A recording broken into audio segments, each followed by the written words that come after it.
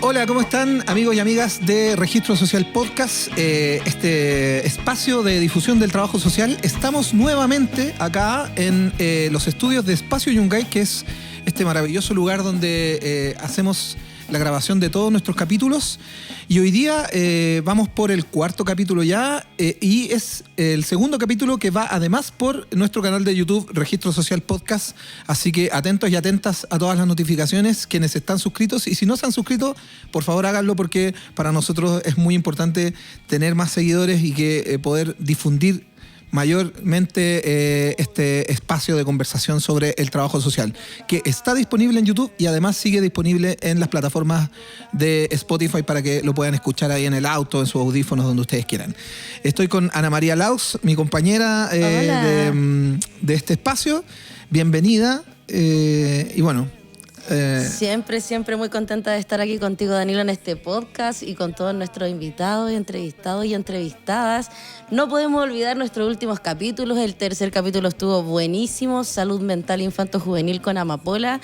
Les invito a escucharlo, en serio que está muy interesante, y obviamente también nuestros primeros dos capítulos, como siempre, que tuvimos con María Concepción y con Claudia. Exacto. Estamos aquí muy bien acompañados, Danilo. Cuéntanos quién nos visita el día de hoy. Hoy día nos acompaña Óscar Raposo. Él es trabajador social en previsión social, en el área de previsión social. Exactamente, tema interesante y desconocido bastante para mí. Absolutamente desconocido, no es un área en la que nosotros nos manejemos, así que va a ser bien interesante esta conversación, porque vamos a conocer el desempeño de Óscar en esta área de la previsión social. Bienvenido, Óscar, un gusto tenerte acá, y bueno, interesantísimo tema el día de hoy.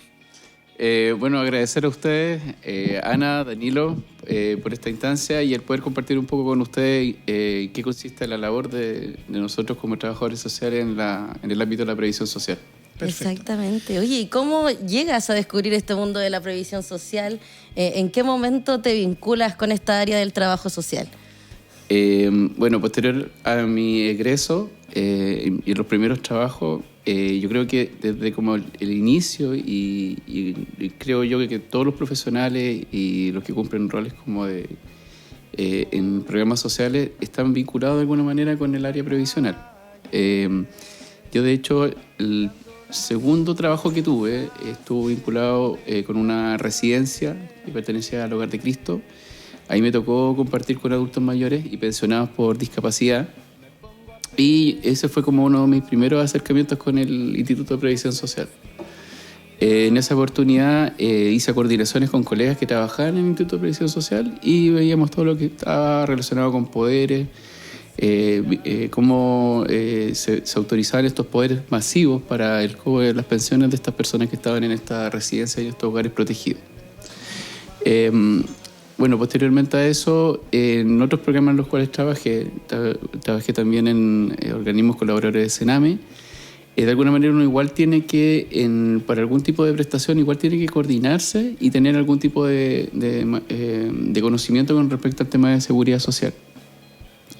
Y posteriormente, y le comentaba un poco a Danilo antes de comenzar la grabación, yo mientras estuve trabajando en estos organismos colaboradores de Sename, ciertamente las condiciones laborales no eran las más apropiadas, entonces yo paralelamente igual hacía como una coordinación para poder de alguna manera cumplir con mi función en el programa y a la vez también buscar ofertas laborales en el ámbito público. Y dentro de eso, de las organizaciones que a mí me parecían como más interesantes trabajar, estaba el Instituto de Previsión Social. Entonces se dio la instancia en la que yo pude postular y ingresé en un centro que estaba muy alejado estaba en Lampa específicamente. Y bueno, ahí empiezo un poco a familiarizarme más, porque además de eso, ese centro donde yo entré a trabajar estaba vinculado con la oficina o centro principal que está ubicado en Independencia, donde yo justamente hace como 10 años atrás hacía las coordinaciones con esos mismos profesionales de ese centro. Perfecto. Entonces, algunos me identificaron porque finalmente mucha gente en las instituciones públicas hace carrera funcionaria. Entonces, personas que tú encontraste hace 20 años atrás están ahí mismo y incluso cumpliendo las mismas funciones.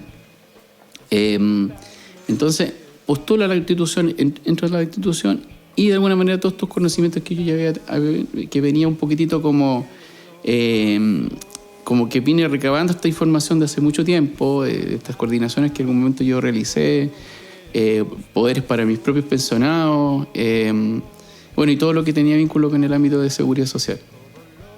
Y nada, aprendiendo un poco del quehacer de los profesionales dentro de la institución, creo que hace falta un poco, sí, los funcionarios tener un poco más de reconocimiento de lo que ellos hacen y de la importancia que ellos tienen en la comunidad, más allá de que siento que un poco se sigue como instructivos, de pronto como de una manera como muy protocolar y como muy atañido como a la ley. Entonces finalmente algunas acciones que son muy relevantes y que deberían tener como también un enfoque crítico o también un enfoque como de mayor profesionalización, como que pasan a ser más bien como cosas cotidianas y un poco mecánicas. Entonces creo que eso como que de pronto le hace falta un poco más como a como la gente que trabaja como en estos ámbitos, como creerse un poco más el cuento y creer de que verdad lo que ellos hacen por la ciudadanía y por las personas, y en este caso por los adultos mayores, es algo muy relevante, muy importante. Impacta directamente en la calidad de vida de los... Así es, pues, totalmente. O sea, en este momento estamos viviendo una crisis con respecto a el ingreso, la cantidad, ¿cómo se llama esto? El dinero que en este momento se está entregando en beneficio, que es, por ejemplo, las pensiones garantizadas universales, que son estos beneficios estatales que se entregan en forma directa a adultos mayores que o no cuentan con cotizaciones, o que su fondo en la AFP es un fondo muy bajo. Entonces, si bien se tiene como en sí saber la labor que se debe realizar, no existe detrás de eso como el entender, decir, oye, lo que estoy haciendo es súper importante. O sea, más allá de que en este momento existan como pensiones tan precarias, tan bajas, de alguna manera se está aportando en eso. Se está aportando también en que la persona sepa qué se le está pagando y por qué se le está pagando también. Eso es muy importante lo que tú mencionabas, Oscar, porque existe, creo yo, mucha ignorancia respecto a lo que significa medularmente previsión social como tal. Y también existe mucho desconocimiento respecto a las maneras en las cuales yo podría acceder a ciertos beneficios que componen esta previsión social. ¿Nos podrías como graficar muy generalmente qué se entiende como previsión social y cuáles son las aristas que esto tiene? Mira, creo que en este momento, si tú me preguntas a mí, existen muchos materiales, pero sí que ocupan un lenguaje demasiado técnico, como para todas las personas, entendiendo que estamos en un país donde a partir del año 60 se hace como más masiva la educación, tanto en los tratos altos como en los bajos, donde existió un boom recién a partir del año 80 del tema de universidades, de que todos podían alcanzar un rango universitario. Entonces, sigue existiendo analfabetismo en el país.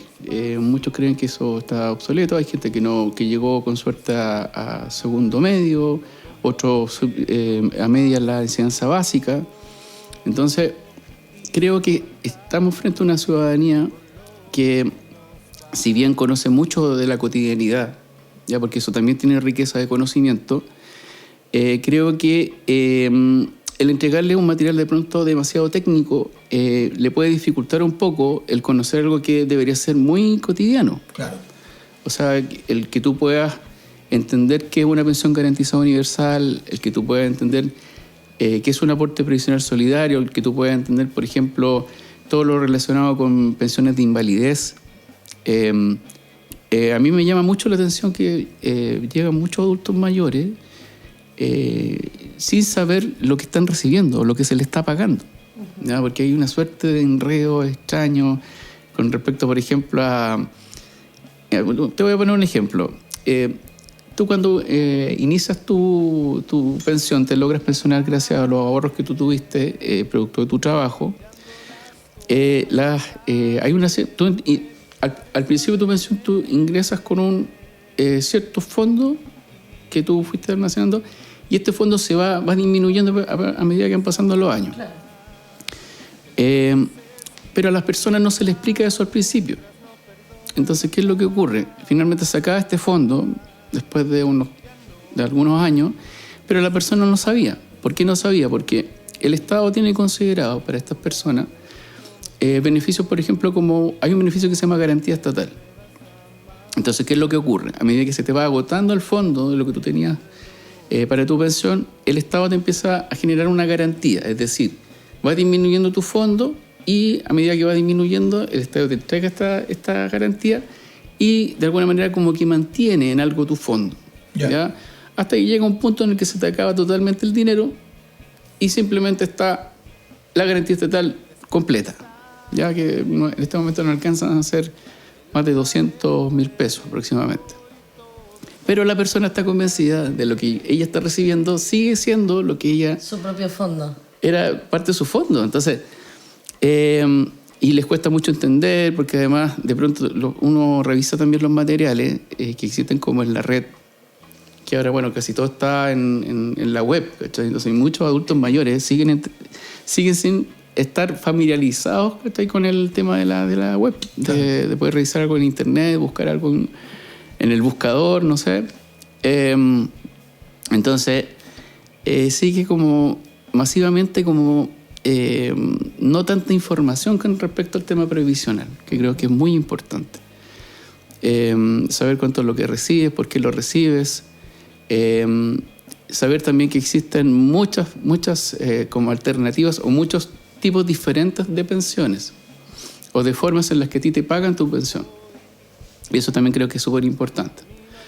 Entender también que en este momento, si bien nosotros tenemos un sistema previsional, el sistema previsional no está dando abasto con respecto a las necesidades que tiene la población en este momento. Claro.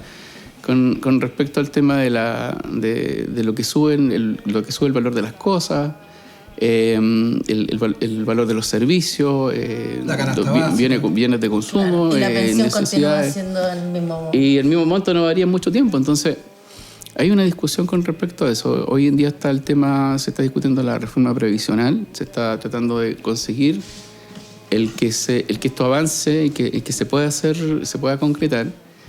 Ha sido muy complejo porque me imagino que hay muchos sectores que quizás no están tan como de acuerdo con que esto termine de alguna forma, porque finalmente la AFP es un perfecto negocio que de alguna manera genera muchos recursos y que creo yo que los grupos empresariales que están detrás de esto no están muy interesados en que esto se termine. No, claro, porque además es la base de financiamiento de los negocios en Chile. Básicamente la plata de los trabajadores claro. que va a su previsión social termina siendo el sustento financiero de las grandes empresas, de los grandes grupos económicos. Entonces, efectivamente, hay muchos intereses creados ahí en esta claro. reforma tributaria. Te quería preguntar, Óscar, sobre específicamente tu rol en este departamento de previsión social, porque tú nos has dado ya luces de que manejas la información respecto a lo que debiera estar disponible para la ciudadanía, para la comunidad. ¿Tu rol tiene que ver con eso, con acercar esa información a los usuarios y a las usuarias del sistema? Bueno, yo en este momento estoy a cargo de un centro que está ubicado en la comuna de Huechuraba, que es del Instituto de Previsión Social. Justamente una de las cosas que están dentro como de la visión que tiene en este momento la institución está con el tema de acercar las instituciones públicas a las personas. Perfecto. ¿Ya?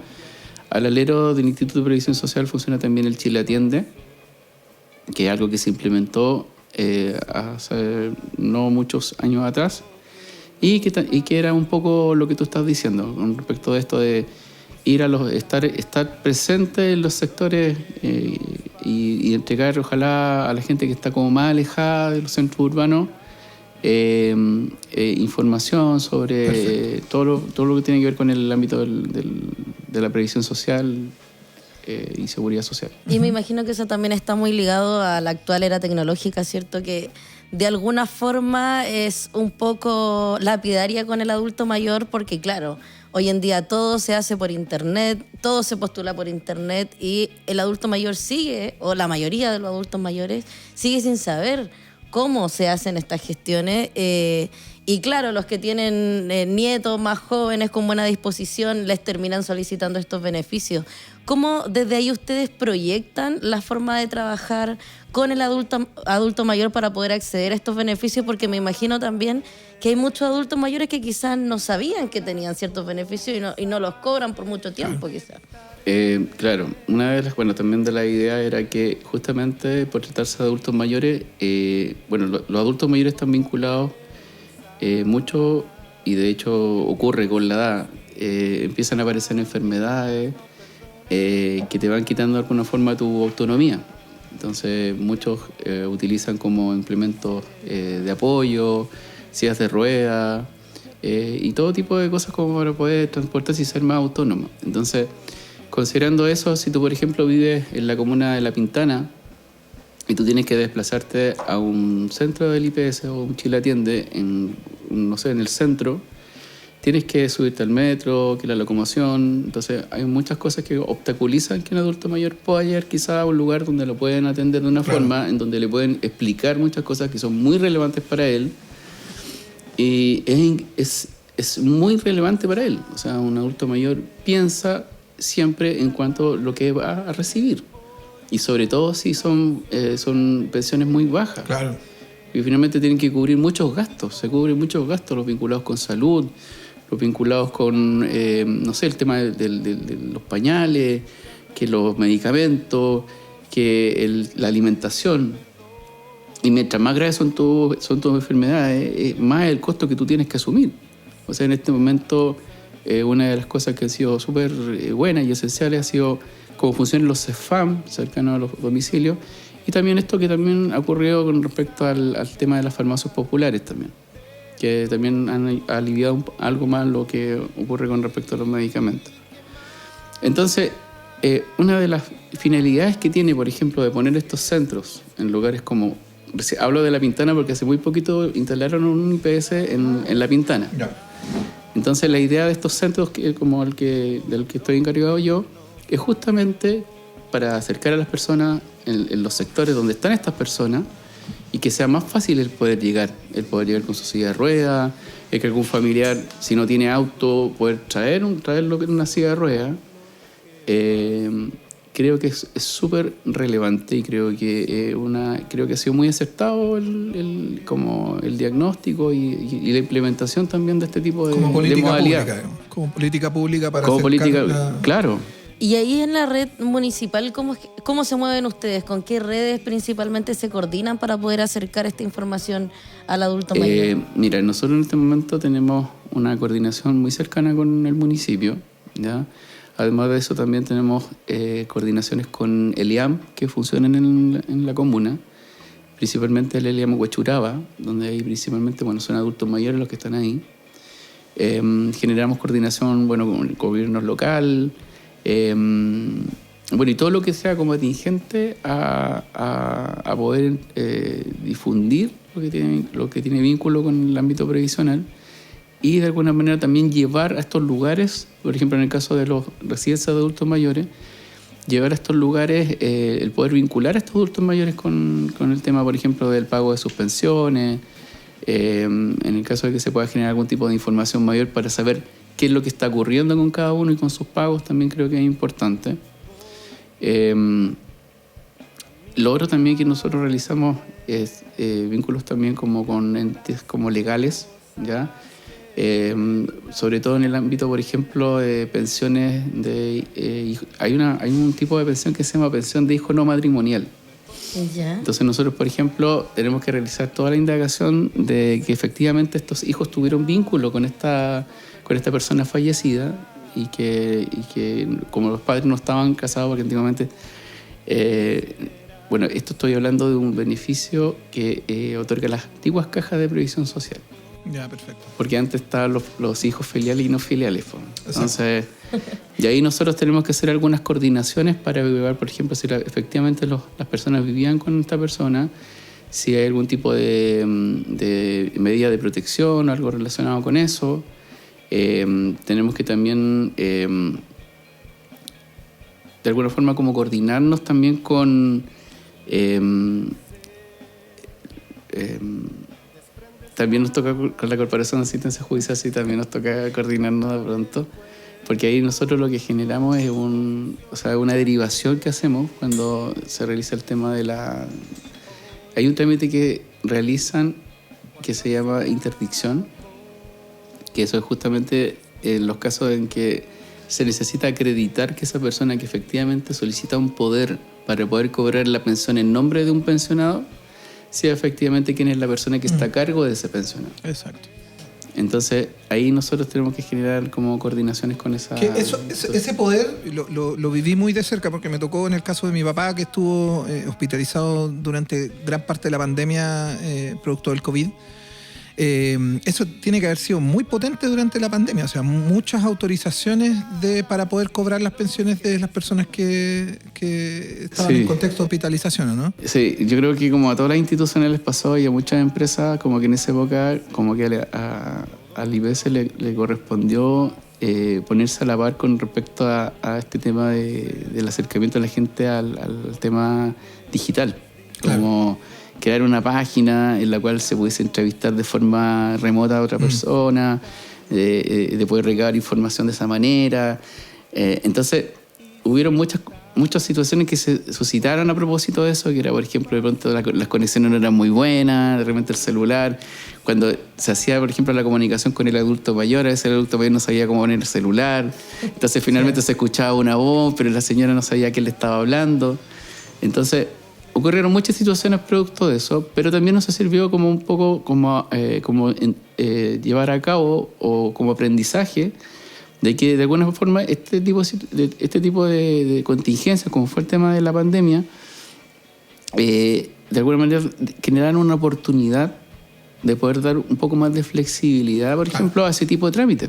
Porque, por ejemplo, hoy en día efectivamente se desarrolló a partir de eso una oficina virtual donde el adulto mayor no tiene que salir de su casa, o en este caso la persona que va a ser el apoderado de ese adulto mayor para cobrar su pensión, no tiene que salir de casa. Y simplemente, mediante un clic, ingresa a una oficina virtual y hay una persona del IPS que se comunica y que hace la coordinación en ese momento. O sea, que hace la entrevista para poder posteriormente ver si se autoriza o no un poder. Entonces, claro, pero todas estas cosas se suscitan a partir del tema de la pandemia. O sea, un poco medio obligado por el contexto. Claro. Terminamos modernizando un sistema que estaba medio obsoleto. Claro, ¿no? O sea, aquí la mayoría de las formas en las que se desarrolla el trabajo tienen que ver con instructivos. Instructivos que tienen que cumplirse al pie de la letra, porque también hay un tema legal detrás de eso. Entonces, se tuvo que flexibilizar, o sea, finalmente, porque la población que estuvo mucho más expuesta a contagiarse de COVID eran los adultos mayores. Oye, me voy a ir en la de la desconfianza. ¿Te ha tocado ver estas típicas historias de teleseries donde efectivamente hay personas que intentan aprovecharse del poco acceso que tiene el adulto mayor como apoderado de él para cobrar este beneficio? Eso es más ¿Y qué hacen en esos casos? Eso es más común de lo que se cree. Sí, ándale. Sí, pero lamentablemente no tenemos como una instancia o no tenemos como un departamento así como tan específico que como que voy a investigar más allá de lo que la persona me pueda proporcionar en información. Cuando a mí me cabe algún tipo de duda con respecto a eso, existe nosotros nos podemos realizar como una especie de escalamiento como al nivel donde está el tema legal de la institución. Y ellos se encargan de realizar la demanda pertinente. Como la ODAM, la oficina de la CAC también, ¿no? Claro, la denuncia pertinente. Hacen la denuncia pertinente y se investiga en torno a eso. Pero nosotros igual procuramos, antes de que se pueda suscitar ese tipo de situaciones, el preverlo. Entonces, hay muchas opciones que uno tiene como para poder pesquisar si efectivamente esa persona cuida o no del pensionado, si vive o no con el pensionado. Porque sí se dio en algún momento que, claro, hay mucha gente que se aprovechó Pero es como muy difícil de poder, como a ciencia cierta, a no ser que tú hagas un exhaustivo seguimiento y todos los meses fijándose qué se hace, lo que no se hace, si efectivamente esa persona está a cargo del adulto mayor.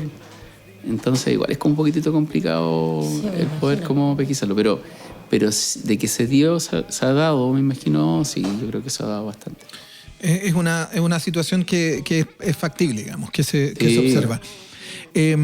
Oscar, ¿y tu equipo? ¿Cómo se compone un equipo de una oficina de un IPS en el territorio? Ya, mira, esto está conformado en primera instancia por el director nacional, ¿ya? Posteriormente está el jefe de sucursal, y del jefe de sucursal dependen distintos departamentos. Dale. ¿Ya? Los centros al que yo represento, yo soy, mi jefatura directa es el jefe de sucursal. Y está la dependencia de finanzas, que también depende de este jefe de sucursal, donde hay una coordinadora de finanzas. Uh-huh. También hay una coordinación de servicio social, ¿ya? Y las personas que realizan las labores de ejecutivo de atención. Perfecto. Y el ejecutivo también que está en la puerta, que es el que realiza un poco el filtro con respecto a qué atención va a tomar la persona y con quién es más adecuado hacerlo.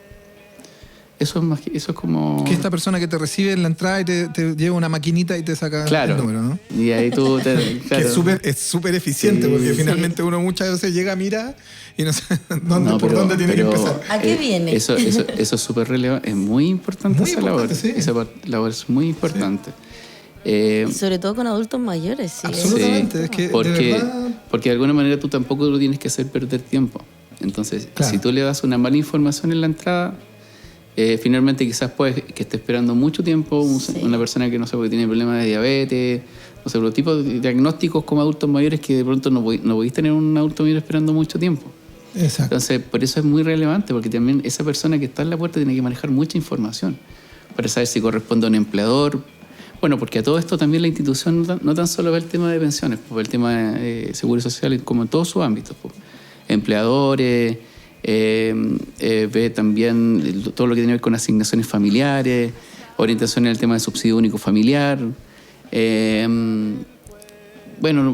todo lo que tenga que ver con el tema de protección social. En el fondo, en términos generales, es acercar el Estado a las personas, en el fondo. Ese es como el lema de la institución. Es el lema de la institución.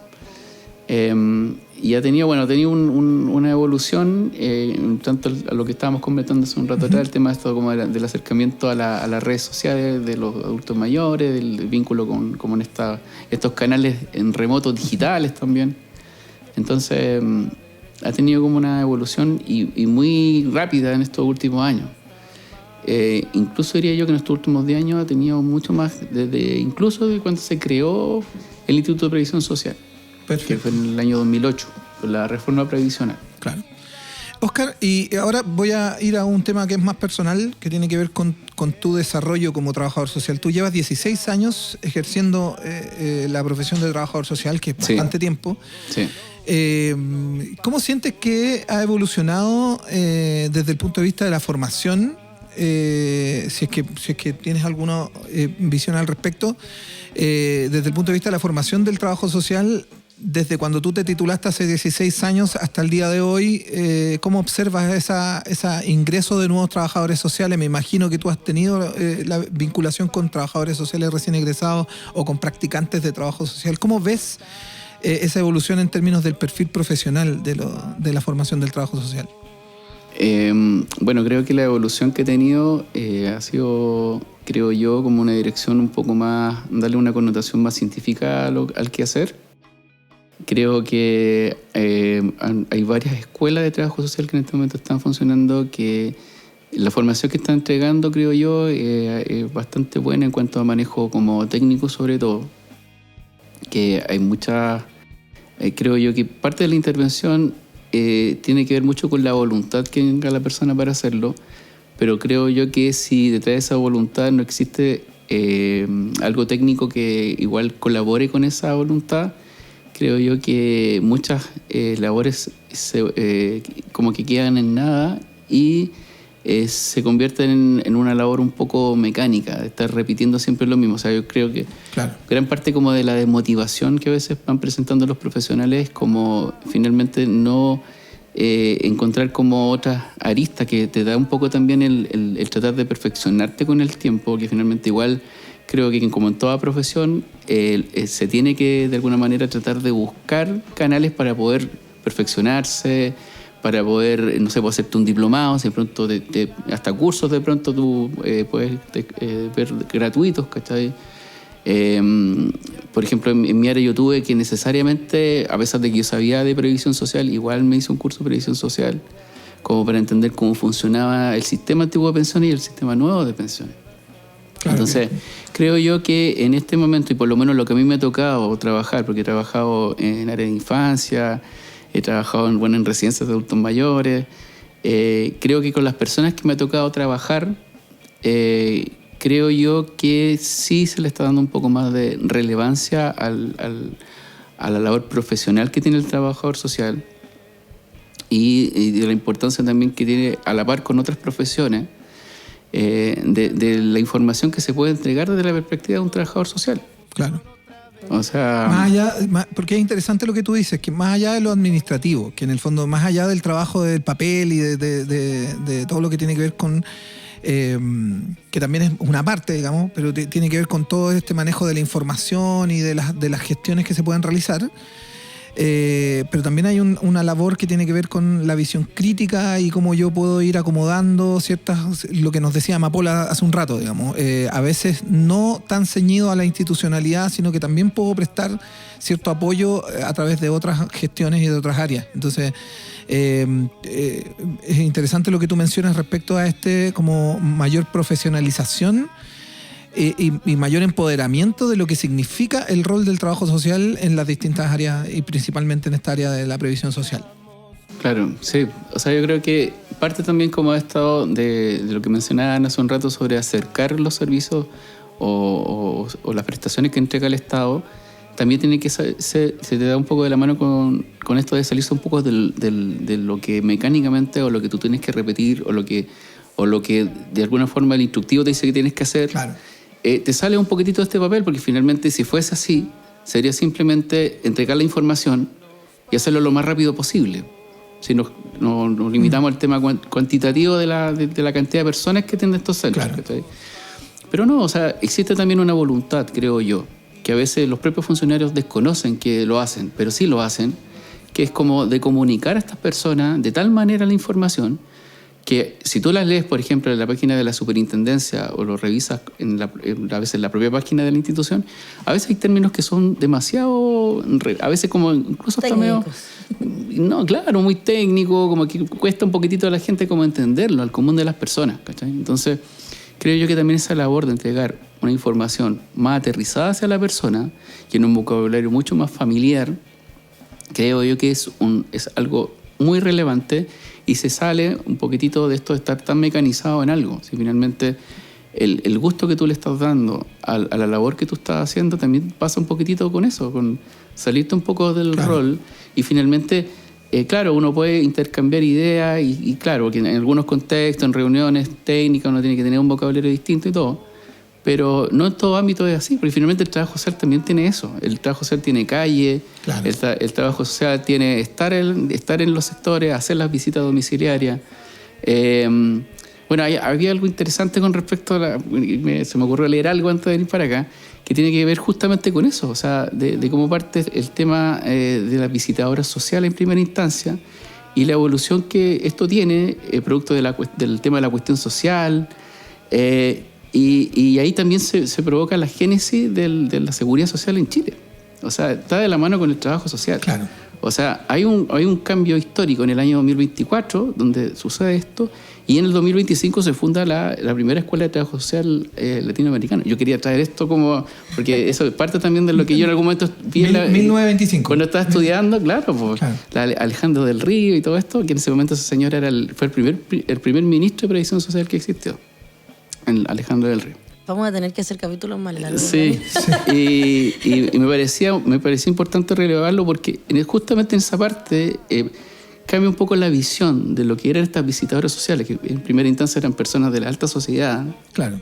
porque finalmente era un estado oligárquico en esa época, como estas personas mediante la filantropía y el tema como de la caridad finalmente ya, pero finalmente empiezan a existir concepciones un poco más críticas de estas visitas, de qué es lo que estaba ocurriendo con los trabajadores, porque finalmente mucha efervescencia ocurre en ese momento, o sea, muchas protestas entre principios del siglo y el año 25, fueron muchas las protestas que existieron. Entonces, producto de eso, nace el tema de la seguridad social y de la relevancia de la seguridad social en Chile. Claro, o sea, hay toda una movilización social en los años 20 que termina recalando, digamos, en leyes y ciertos como ordenamientos del Estado.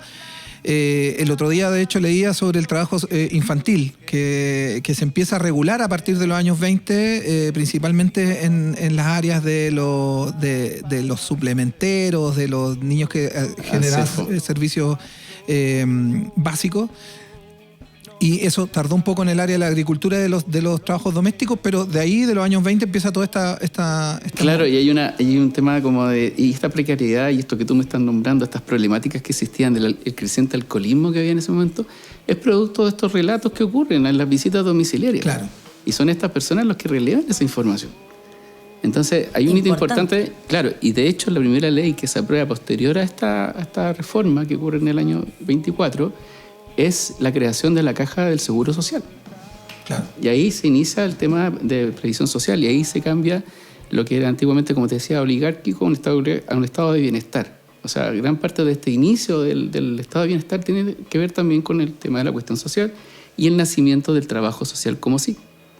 Entonces, y ahí también Chile fue muy relevante, sí, pionero y vanguardista en sí. eso. Entonces, a pesar de que se ocurrieron muchas situaciones donde estas visitadoras se les trataba finalmente de que eran entes que entregaban solamente recursos del Estado y que no había una asistencialismo. Era netamente asistencialismo. Se le llamaba asistencialista, pero la connotación de eso era como entregar, o sea, el decir, no solamente son las clases privilegiadas las que tienen que entregar los recursos y tratar de llegar a las personas y que prácticamente los pobres se le arreglen solos. Porque finalmente la concepción de las clases dominantes era como decir, si eres pobre, tú simplemente tienes que ir a un hospital o algún centro, algo que finalmente era la filantropía que lo financiaba o la Iglesia Católica. Pero no había una institución como tal que acogiera esa situación. Entonces, necesitaba de alguna forma la asistencia del Estado. Y lo que se reclama es la asistencia del Estado. Y eso da el puntapié.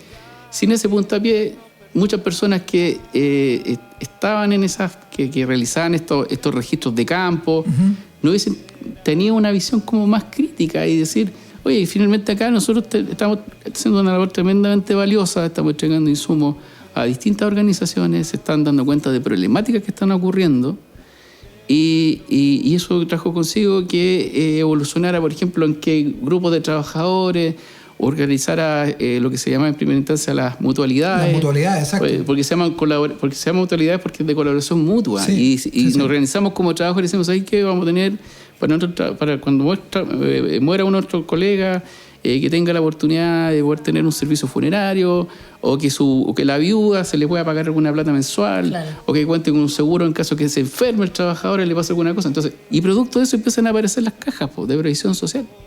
Muchas gracias, Óscar. Y nada, agradecerte una vez más que estés con nosotros hoy día acá en Registro Social Podcast. Sí. Quiero también, antes de cerrar, hacer una recomendación. Hay una revista de la Universidad de Chile de Trabajo Social, se llama Crítica y Opinión del Trabajo Social. La pueden buscar en Google. Se pueden descargar todos los artículos. Tienen 7 números publicados y el último número está muy interesante porque habla sobre la memoria del trabajo social en contexto de dictadura militar, cívico-militar. Todo lo que fue el desarrollo del trabajo social desde el año 73 hasta el año 89. Hay varios artículos, todos los artículos de ese número, el número 7, están relacionados con la memoria del trabajo social en dictadura, así que recomendarles a todos quienes quieran descargarla. Yo el otro día descargué un par de artículos bastante interesantes y se descargan en PDF y uno los puede imprimir y todo, así que súper bien. Muchas gracias, Oscar. Agradecidos. Muchas gracias. Muchísimas gracias, de verdad. Yo creo que ha sido bastante, informativo, porque yo personalmente no mantenía mucha información respecto a esta área del trabajo social, y histórico también saber desde dónde vienen nuestras instituciones y por qué nuestro rol es tan importante de permanecer en las instituciones en las que estamos. Así que, en serio, muchísimas gracias por darte el tiempo de participar con nosotros, y esperamos poder seguir teniendo este tipo de espacio, o quizá incluso repetir los espacios si es que quedan más dudas de la gente que nos escucha. Agradecer la instancia. Claramente sí, existe la posibilidad de entregar información o poder llevar esto a otras personas, muy bueno para mí. Muchas gracias. Oye, esto suena como que estuviera emocionado, pero estoy como gestionado. Está resfriado. Un poco resfriado, sí. Oye, muchas gracias, Oscar. Y una vez más invitar a toda la gente, a todos los amigos y amigas, trabajadores sociales o incluso público general, independiente de la profesión o del oficio en el cual se desempeñen, a escucharnos, a compartir y a suscribirse a los canales de Registro Social Podcast. Saludos a todos. Gracias, Ana. Gracias, Oscar. Gracias, Miguel, también, que está ahí en los registros de cámara. Gracias a Juan Carlos, que es nuestro sonidista técnico ahí, encargado de todo lo que tiene que ver con la edición, para que esto salga bonito y se vea lo más bello posible. Exacto. Así que nada, agradecerle a todos y todos. Nos vemos en un próximo capítulo. Enorme. Nos vemos.